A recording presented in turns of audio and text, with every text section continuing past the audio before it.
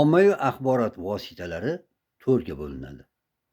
Birinchisi radio, ikkinchisi televideniye, uchinchisi matbuot, ya'ni gazeta, jurnallar, to'rtinchisi internet, ijtimoiy tarmoq. Bular haqida nima uchun gapiryapman? Ijtimoiy tarmoqlar, boshqa ommaviy vositalarda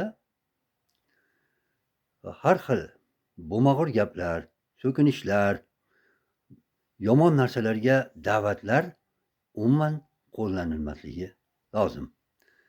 Gazeta, jurnal, televideniye, radioda kurakda turmaydigan so'zlar, gaplar birortasi qo'llanilmaydi, ishlatilmaydi. Lekin ijtimoiy tarmoqda keyingi yillarda ko'ryapmiz, judayam ko'p so'kinish, kurakda turmaydigan so'zlar, o'zidan katta odamlarni haqorat qilish, sensirash, dag'dag'a qilish, qo'rqitish, bo'mag'ur narsalarni targ'ib qilish ko'payib boryapti. Shuning uchun nima qilishimiz kerak? Endi bu so'kinganim bilan, boshqa qilganim bilan meni topa olmaydi degan noto'g'ri tushunchalarga borib qolinyapti. Bularni tezda fosh qilish mumkin. Buning uchun agar sizning postingiz, video yoki yozma narsalaringizga har xil bema'ni gaplarni yozib so'kinadigan bo'lsa, u nusxalanadi, ssilkasi olinadi. Balki ogohlantirishingiz mumkin. Shunda ham tinchimaydigan bo'lsa, u holatda ana shu nusxalar bilan birgalikda Ichki ishlar boshqarmasiga murojaat qilish kerak ariza bilan. U holatda o'sha haqorat qilgan inson tezda topiladi. Birinchi navbatda Ichki ishlar boshqarmasi tomonidan adminga murojaat qilinadi.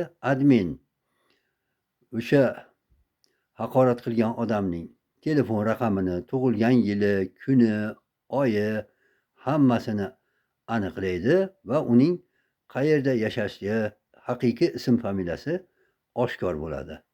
Keyin uni sudga berish mumkin. Bilasizlar, bazaviy hisob bo'yicha eng kami holatlarda 20 baravar, bu 8 milliondan oshib ketadi.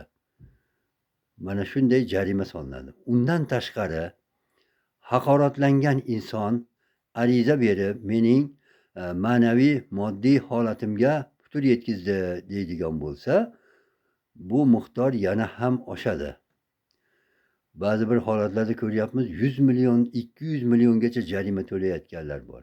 Shuning uchun bunday haqoratli so'zlarni, boshqalarni umuman ishlatmagan ma'qul.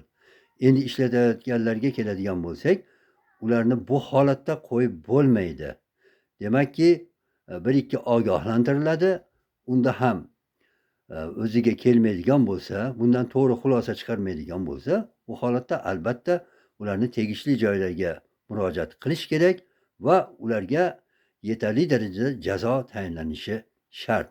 Bu o'sha haqoratlar, boshqalar bizni jamiyatimizni, xalqimizni, yosh avlodni buzilishiga ta'sir qilyapti. Demakki, biz ularni jazosiz qoldirmasligimiz kerak.